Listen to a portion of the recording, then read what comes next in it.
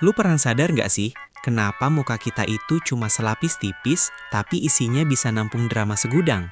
Drama jerawat, drama komedo, sampai drama yang paling bikin nyesek. Setelah kita keluar duit banyak buat beli skincare viral TikTok yang katanya holy grail, wajah malah meledak penuh breakout. Lalu, di tengah kepanikan itu, muncul satu kata yang seringkali jadi pembenaran paling nyaman, purging. Katanya, itu tandanya skincare-nya bekerja. Katanya, semua racun lagi ditarik keluar. Katanya, ini cuma proses sementara. Intinya, sabar bro, muka lo bakal mulus setelah ini.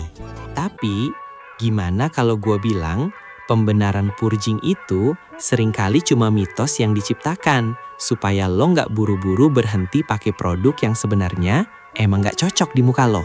Selamat datang di Faktanya Fakta. Hari ini, kita bongkar investigasi mendalam.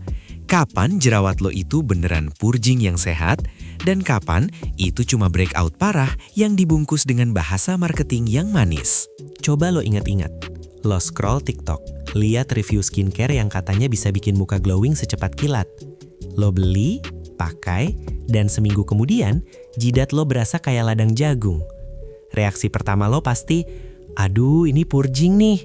Tapi kenapa istilah ini bisa sepopuler ini? Jawabannya ada di psikologi konsumen.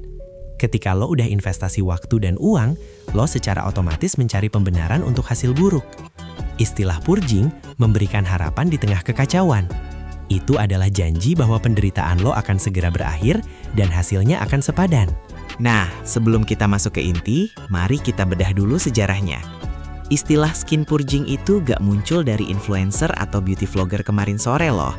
Konsep ini mulai populer di dunia dermatologi sejak penggunaan retinoid atau tretinoin diperkenalkan secara massal. Ini adalah bahan-bahan aktif kuat yang punya satu tugas utama, memaksa kulit lo ganti baju lebih cepat dari biasanya.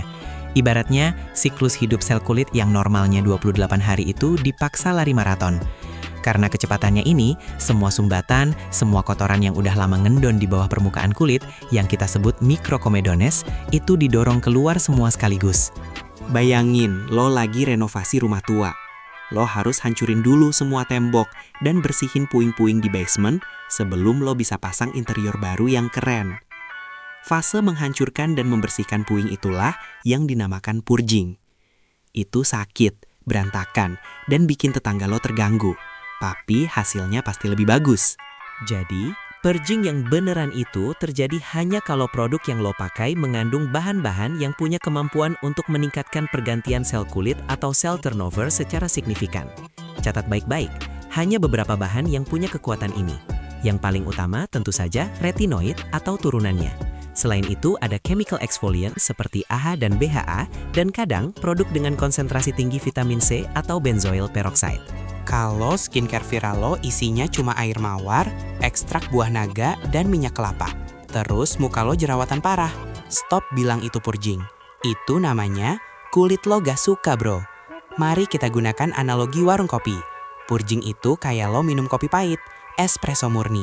Awalnya kaget, jantung deg-degan, tapi efeknya bikin lo melek maksimal. Breakout itu kayak lo salah minum racikan jamu yang gak jelas isinya, rasanya gak enak, dan perut lo mules sampai besok. Keduanya sama-sama reaksi gak nyaman, tapi yang satu adalah proses adaptasi menuju hasil baik, yang satu lagi adalah reaksi penolakan tubuh. Segmen krusial. Bagaimana membedakannya? Ini adalah kunci investigasi kita. Jangan lagi jadi korban pembenaran kosmetik. Lo harus tahu batasannya. Ada 3 petunjuk utama untuk membedakan purging sehat dengan breakout parah. Petunjuk nomor 1, lokasi. Petunjuk nomor 2, durasi. Petunjuk nomor 3, jenis dan sifat jerawat. Plot twist, fakta mengejutkan di dunia kosmetik. Kenapa banyak brand yang skincare-nya nggak ada retinol atau AHA tapi tetap bilang purging? Ini dia fakta yang jarang dibahas. Purging juga digunakan sebagai marketing shield atau tameng pemasaran. Pikirkan ini. Sebuah brand mengeluarkan produk baru dengan formulasi yang punya potensi iritasi minor. Jika brand sudah menanamkan narasi, ini hanya purging, Anda harus teruskan, maka konsumen cenderung bertahan. Ini bukan konspirasi jahat, tapi ini adalah strategi bertahan di pasar yang kompetitif. Apa yang harus lo lakukan sekarang? Pertama, cek label skincare lo. Apakah ada retinoid, AHA atau BHA, atau benzoil peroksida. Kalau tidak ada dan muka lo jerawatan, kemungkinan besar itu breakout dan lo harus pelan-pelan stop pemakaian. Kedua, kalau ada bahan aktifnya dan lo yakin itu purging, kurangi frekuensi pakainya. Jangan langsung setiap hari. Mulai dari 2 kali seminggu, lalu tingkatkan bertahap. Ingat, purging itu proses yang harusnya lo manage, bukan lo siksa sampai kulit lo rusak. Ketiga, dan ini yang paling penting, dengarkan kulit lo.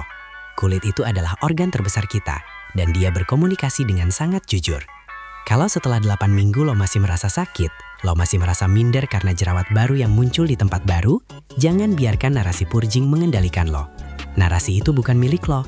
Narasi lo adalah kulit yang sehat, bukan kulit yang meradang. Pada akhirnya, skincare adalah perjalanan personal, bukan lomba lari maraton viral TikTok.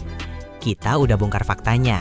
Purging itu nyata, tapi sangat spesifik, cepat, dan hanya dipicu oleh bahan-bahan tertentu. Sebagian besar purging yang lo lihat di internet adalah breakout atau iritasi yang dibenarkan oleh hoax marketing. Pertanyaannya sekarang, setelah investigasi ini, lo bakal lanjut pakai produk itu karena lo percaya lo sedang healing, atau lo akan berhenti karena lo sadar selama ini lo cuma membenarkan sesuatu yang sudah jelas-jelas ditolak oleh tubuh lo sendiri. Tinggalkan komen di bawah, ceritain pengalaman terparah lo pakai skincare viral yang katanya purging. Jangan lupa subscribe ke Faktanya Fakta, karena kita akan terus membongkar mitos kesehatan dan tubuh yang selama ini cuma jadi pembenaran di tongkrongan. Sampai jumpa di investigasi fakta berikutnya.